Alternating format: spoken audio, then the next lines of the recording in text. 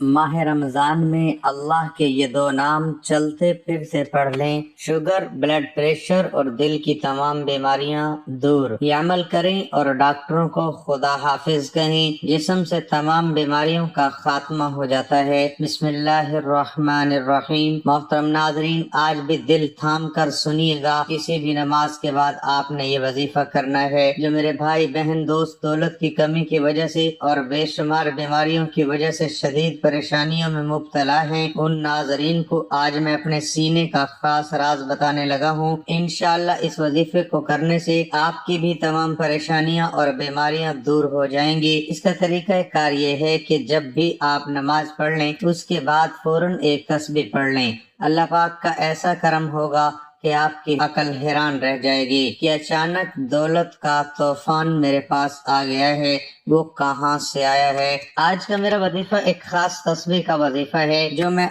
आपको बताने लगा हूँ। इसको सिर्फ एक बार नमाज के बाद पढ़ लो, आपके पास जो दौलत की कमी और बीमारियां हैं इंशाअल्लाह वो खत्म हो जाएंगी। नाज़रीन इकराम, ये एक ऐसी तस्बीह है, ये एक ऐसा अमल है कि ये ऐसा वजीफा है कि जिसको करने से अल्लाह ताला बहुत खुश होता है। और ये तो सभी मुसलमानों का अकीदा है कि जिससे अल्लाह खुश हो जाए उसकी दुनिया और आखिरत दोनों ही पलक झपकते ही संवर जाती हैं, उसके हर बिगड़े काम गैब से ठीक हो जाते हैं। इस तस्बीह को पढ़ने वाले पर अल्लाह ताला अपने खुसूसी रहमत और शफकत नाज़िल फरमाता है और इसको अपने नेक बंदों की फहरिस्त में भी शुमार कर लेता है। और फिर इस बंदे को जो भी हाजात होती हैं उनको अल्लाह ताला जल्दी फौरन पूरा फरमा देता है। अल्लाह वालों, अगर रिस्क के हवाले से कोई तंगी या परेशानी हो तो रब्बे काबा पूरे साल का ढेरों रिस्क और दौलत उसके नसीब में लिख देता है, क्योंकि इस अमल को करने से, इस वजीफे को करने से अल्लाह ताला नसीब और तकदीर के फैसले कर देता है। आप किसी भी दिन इस तस्बीह को कर सकते हैं,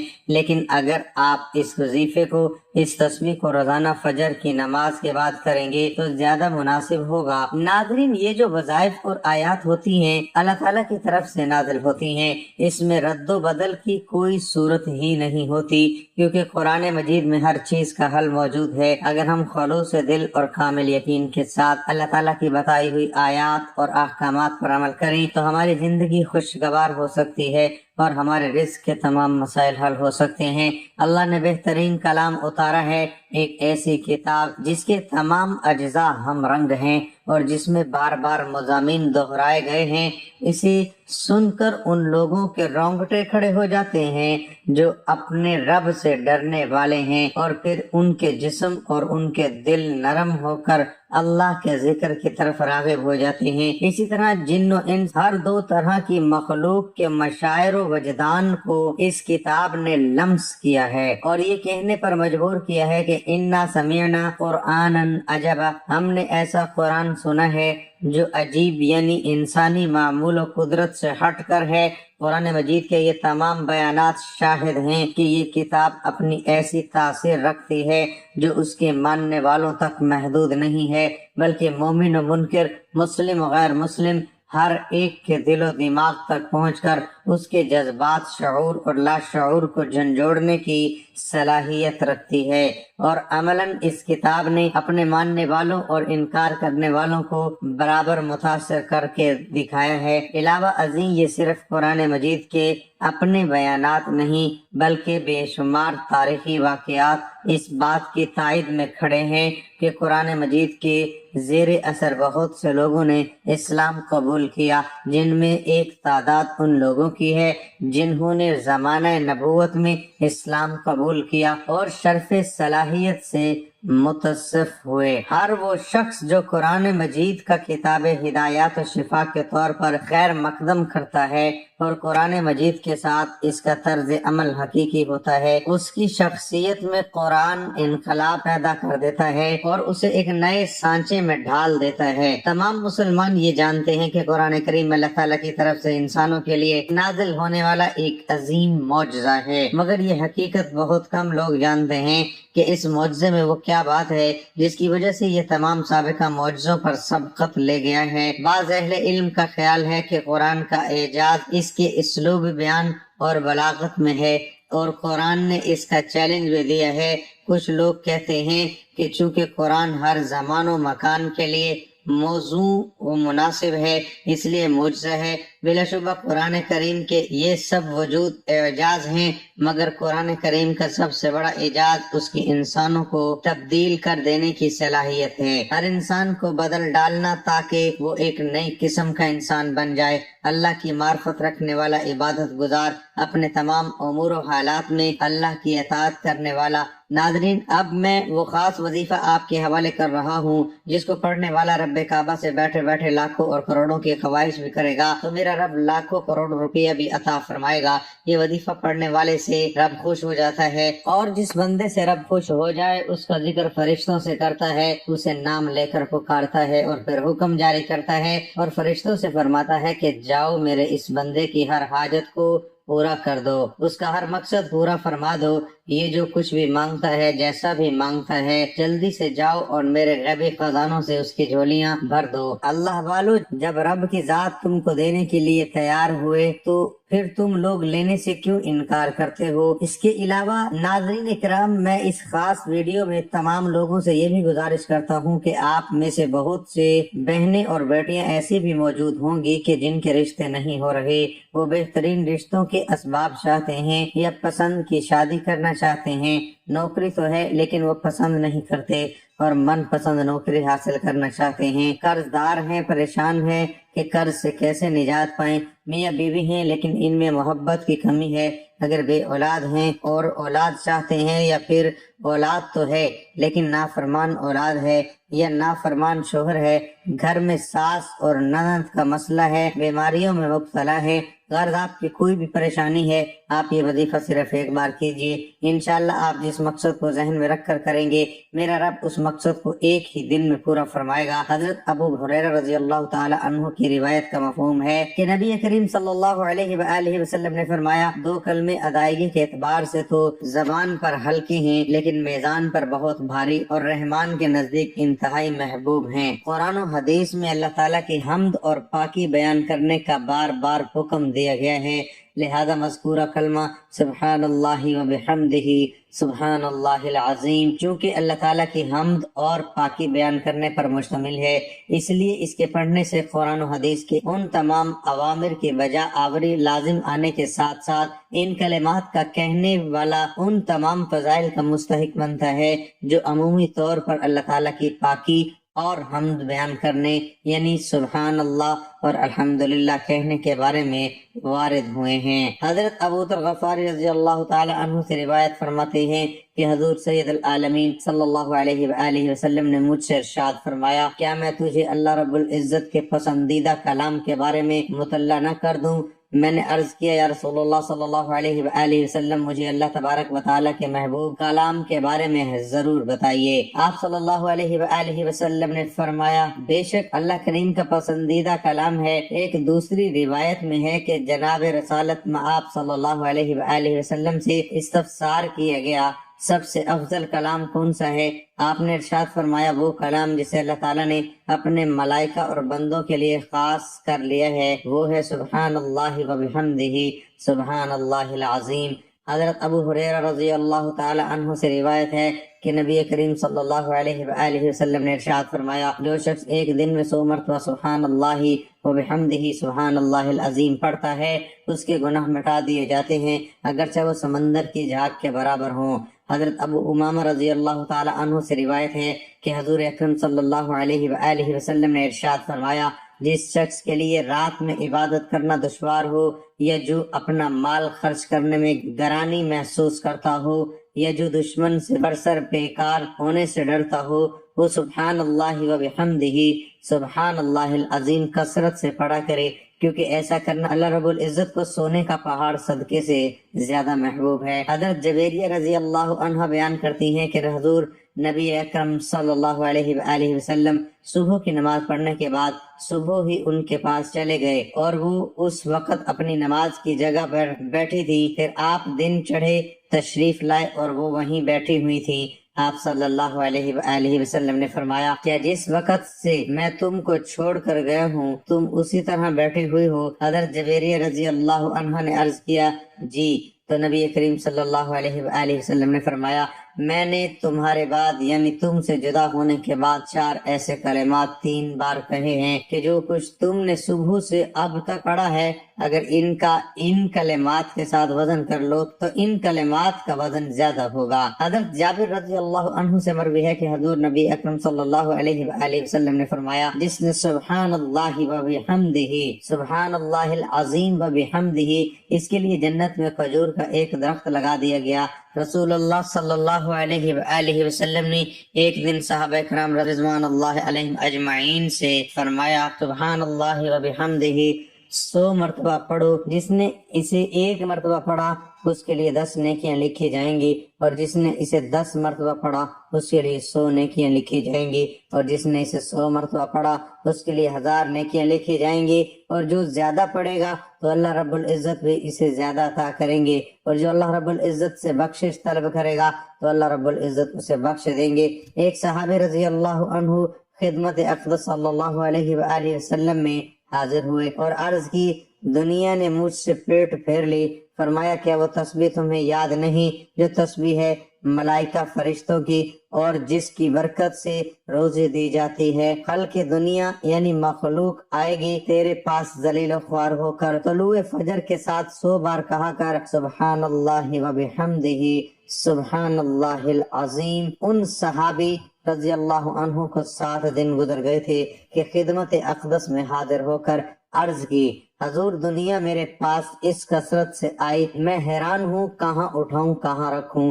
وظائف جو رزق کو بڑھاتے ہیں ان میں سے چند ایک یہ بھی ہیں، روزانہ صبح صادق کے وقت نماز فجر سے قبل یہ کلمات 100 بار پڑھنا، سبحان اللہ و بحمدہ سبحان اللہ العظیم۔ اللہ والو، اب رب سے مانگنے کا وقت ہے، جب رب کی ذات خود دینے کو تیار ہے، کیوں نہ رب سے اپنے لیے رحمت، بخشش، مغفرت اور ڈھیر و رزق مانگ لیا جائے۔ یہ تسبیح، یہ وظیفہ پڑھنے والا خوش قسمت ہے۔ یہ تسبیح پڑھنے والا پہاڑ جتنا خزانہ بھی مانگے گا تو 1 دن کے اندر مل جائے گا۔ ناظرین، جو لوگ اپنے گھر سے بے سکونی، بے برکتی کا خاتمہ چاہتے ہیں، اپنے گھر کے بگڑے حالات کو بدلنا چاہتے ہیں، معاشرے میں اچھا مقام چاہتے ہیں، دوستوں، رشتہ داروں، عزیزوں اور پوری برادری میں سر اٹھا کر جینا چاہتے ہیں، وہ ایک بار یہ وظیفہ لازم کریں۔ پوری توجہ سے رب سے مانگیے، آپ کو صرف یہ وظیفہ پڑھنا ہے۔ یہ تسبیح آپ کی زندگی کے راستے میں آنے والی تمام مشکلات، دکھوں، تکلیفوں اور پریشانیوں کو ختم کرتے ہوئے ہر قدم پر کامیابی کو آپ کا مقدر بنا دیتی ہے۔ آپ نے اس وظیفے میں رب کے صفاتی نام پڑھنے ہیں، اور یہ زیادہ مشکل وظیفہ نہیں ہے۔ یہ عمل بہت ہی آسان ہے، لیکن آپ نے کامل یقین کے ساتھ اور پوری توجہ کے ساتھ اللہ پاک کے یہ صفاتی نام پڑھنے ہیں۔ ان کو پڑھنے کا اور اس عمل کو کرنے کا طریقہ آپ کو بتاتے ہیں۔ تو آپ سب سے پہلے نماز فجر ادا کر لیں۔ فجر کی نماز میں پہلے 2 سنت ادا کی جاتی ہیں، اس کے بعد 2 فرض پڑھتے ہیں۔ پہلے آپ مکمل خشوع و خضوع کے ساتھ فجر کی نماز ادا کر لیں۔ رزق میں اضافہ کرنے والے اسباب، نبی کریم صلی اللہ علیہ وآلہ وسلم نے ارشاد فرمایا، صدقات کی کثرت سے رزق طلب کرو۔ علی الصلح، بیدار ہونا نعمتوں میں اضافے کا باعث بنتا ہے، خصوصاً اس سے رزق میں اضافہ ہوتا ہے۔ اسی طرح خوش اخلاقی رزق کی کنجیوں میں سے ایک کنجی ہے، اور خندہ پیشانی و خوش کلامی بھی رزق کو بڑھاتی ہے۔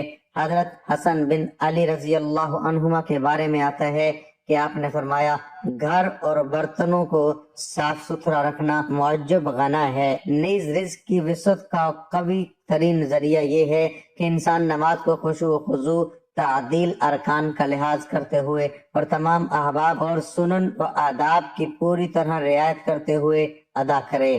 حصول رزق کے لیے نماز چاشت پڑھنا حد مفید اور مجرب ہے۔ اسی طرح سورۃ الواقعہ کو خصوصاً رات میں پڑھنا، نیز سورۃ الملک، سورۃ مزمل، سورۃ اللیل اور سورۃ علم نشرح کی تلاوت کرتے رہنا بھی فراخی رزق کا سبب ہے۔ اسی طرح مسجد میں اذان سے پہلے پہنچنا، ہمیشہ باوضو رہنا، سنت فجر اور وطر کو گھر پر ادا کرنا، اور وطر کے بعد کوئی دنیاوی کلام نہ کرنا، عورتوں کے پاس ضرورت سے زیادہ نہ بیٹھنا، غیر مفید اور لغوی کلام سے اجتناب کرنا رزق میں اضافے کا معجب ہوتا ہے۔ اگر مرد یہ وظیفہ کرے تو وہ باجماعت نماز ادا کرے۔ اس کے بعد آپ نے جہاں پر بھی 2 فرض ادا کیے ہیں وہیں پر بیٹھ جائیں، اور سب سے پہلے 3 بار اعوذ باللہ من الشیطان الرجیم اور 3 بار بسم اللہ الرحمن الرحیم پڑھ لیں. پھر اول و آخر 11 مرتبہ درود ابراہیمی پڑھیں. درود ابراہیمی ایک بار میرے ساتھ پڑھ لیں. اللہم صلی علی محمد وعلی آل محمد کما صلیت علی ابراہیم وعلی آل ابراہیم انک حمید مجید. اللہم بارک علی محمد وعلی آل محمد کما بارکت علی ابراہیم وعلی آل ابراہیم انک حمید مجید. محترم اور معزز مسلمان بھائیوں اور بہنوں، ایک گلاس پانی لیں اور اس پر اللہ کے یہ 2 نام پڑھ کر مریض کو پلا دیں. جس طرح کی بھی بیماری ہو اور کتنی ہی پرانی بیماری ہو، اگر ڈاکٹرز نے لا علاج قرار دیا ہے تو بھی پریشان ہونے کی ضرورت نہیں.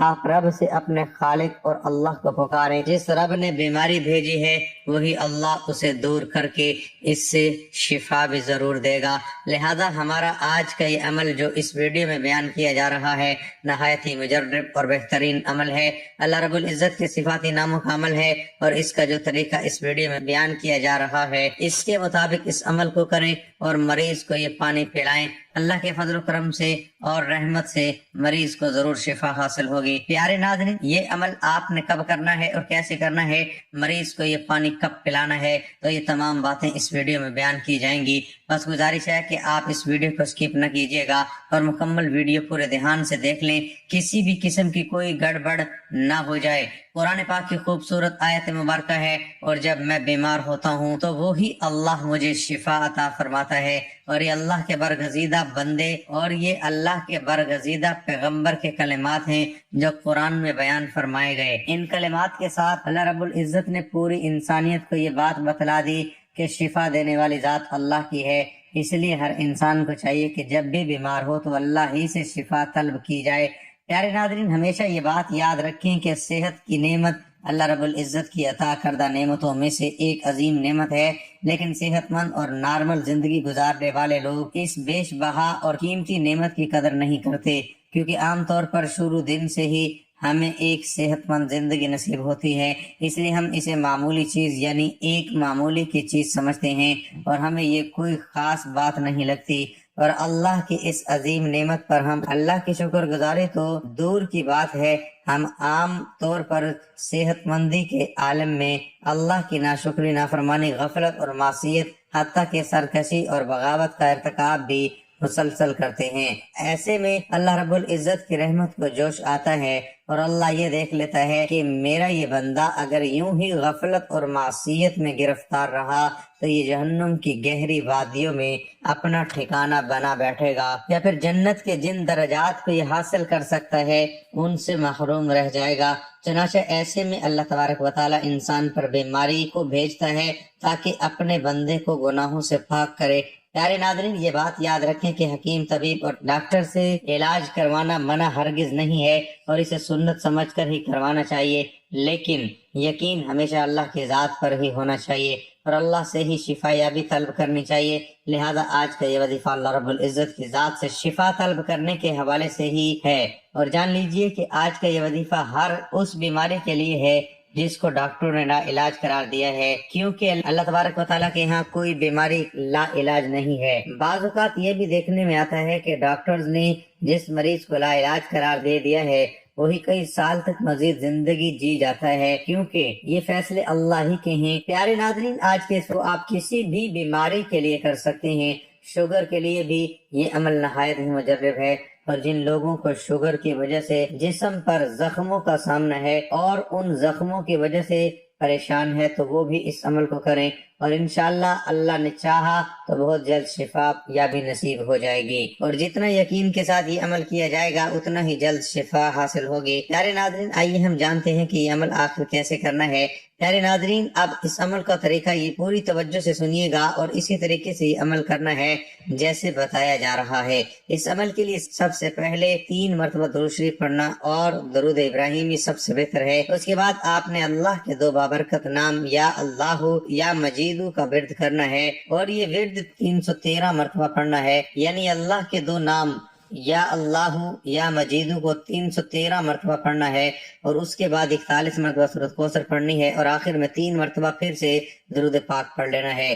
پیارے ناظرین، وظیفہ مکمل کرنے کے بعد اپنے قریب رکھے ہوئے پانی کے گلاس پر دم کر لینا ہے، اور مریض کو بھی دم کر لینا ہے۔ مریض کو آپ نے یہی دم کیا ہوا پانی بھی پلانا ہے، اور اس عمل کو کم سے کم 3 دن تک جاری رکھنا ہے۔ اگر زیادہ دن تک کر سکیں تو زیادہ بہتر ہے۔ پیارے ناظرین، جیسا کہ ہم سب یہ جانتے ہیں کہ فجر کا وقت سب سے زیادہ رحمتوں اور برکتوں کا وقت ہے، لہٰذا اگر آپ یہ عمل فجر کی نماز کے بعد کریں تو سب سے بہتر ہے، لیکن اس کے علاوہ پورے دن میں جب بھی آپ یہ عمل کر لیں کوئی مذائقہ نہیں، لیکن یہ بات ضروری ہے کہ باوضو ہو کر اور پورے یقین کے ساتھ اس عمل کو کیا جائے۔ جس مریض اور جس مرض کے لیے بھی یہ عمل کیا جا رہا ہے اس کی شفا یابی کے لیے نیت کر کے یہ عمل کیا جائے۔ اب یہ بھی جان لیجئے کہ بہتر تو یہ ہے لیکن مریض خود اس عمل کو کرے، لیکن اگر مریض کسی وجہ سے خود یہ عمل نہیں کر سکتا تو پھر کوئی بھی گھر کا فرد، دوست یا رشتہ دار مریض کے لیے یہ عمل کر سکتا ہے۔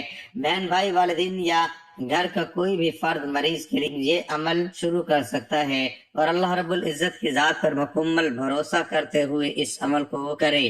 پیارے ناظرین، پہلے ہی بتایا گیا کہ یہ عمل شوگر کے مریض کے لیے بھی نہایت ہی مجرب عمل ہے، لہذا شوگر کا مریض کوشش کر کے یہ عمل خود کرے، اپنے اوپر بھی دم کرے اور پانی پر بھی دم کر کے پانی کو پی لے، لیکن تھوڑا سا پانی بچا کر اسے اپنے زخموں پر بھی چھڑک لے۔ انشاءاللہ یہ عمل کرنے سے شوگر والے تمام زخم ٹھیک ہو جائیں گے۔ یہ یقین رکھے کہ اللہ رب العزت کے بابرکت ناموں میں اتنی تاثیر ہے کہ اس کی عمل کی برکت سے چند ہی دنوں میں ہر طرح کی بیماری دور ہو جاتی ہے، زخم ٹھیک ہو جاتے ہیں، اور جس بھی بیماری کے لیے عمل کیا جاتا ہے اللہ کے فضل و کرم سے وہ بیماری ٹھیک ہو جاتی ہے۔ یہ یقین کامل ہونا چاہیے کہ اللہ رب العزت نے ہمیں جو قرآن کا علم سکھایا ہے یہ تمام علوم کا سردار ہے، اور اس کے تمام نام بھی قرآن کے اندر موجود ہیں، لہذا اللہ کے ناموں کا وظیفہ کرتے وقت کوئی شک و شبہ ہرگز نہیں کرنا چاہیے۔ ہاں، یہ بات ضرور ہے کہ ہو سکتا ہے کہ اگر کوئی بے نمازی انسان یہ عمل کرے تو اسے اس کا فائدہ حاصل نہ ہو، لیکن اگر کوئی شخص اس عمل کی قبولیت کے لیے اس عمل کے ساتھ ساتھ نماز پنجگانہ کی پابندی بھی کرے گا تو انشاءاللہ اس کا عمل ضرور قبول ہوگا اور صحت و شفا حاصل ہوگی۔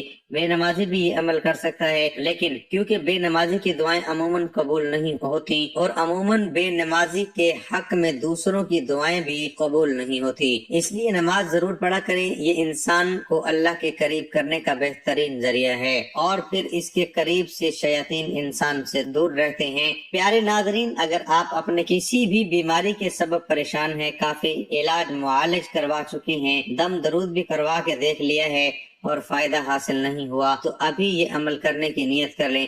یہ عمل ایک بار ضرور آزما کر دیکھیں، یقین شرط ہے، لہذا پورے یقین کے ساتھ کیجیے گا، انشاءاللہ ضرور فائدہ حاصل ہوگا۔ یا پھر اگر آپ کسی ڈاکٹر یا طبیب سے اپنی کسی بیماری کا علاج کروا رہے ہیں تو بھی اس علاج کے ساتھ ساتھ اللہ کے ناموں والا یہ عمل بھی ضرور کریں، کیونکہ دوا میں بھی شفا اسی وقت ملتی ہے اللہ رب العزت کے ہاں منظوری ہوتی ہے جب اللہ رب العزت کے ہاں منظوری ہوتی ہے، ورنہ کوئی بیمار لاکھ علاج کروائے اسے تب تک فائدہ نہ ہوگا جب تک اللہ نہ چاہے گا۔ اللہ رب العزت سے دعا ہے کہ نیکی کی بات کو سننے، سمجھنے اور اس پر عمل کرنے کی طاقت ہو، توفیق مرحمت فرمائے، آمین یا رب العالمین۔ ناظرین، درخواست ہے کہ ویڈیو کو لائک اور شیئر کیجیے اور چینل کو سبسکرائب کریں، جزاک اللہ۔ اللہ ہم سب کا حامی اور ناصر ہو، آمین ثم آمین۔ ناظرین، کمنٹ باکس میں اللہ تعالیٰ کے 99 ناموں میں سے ایک نام ضرور ٹائپ کریں۔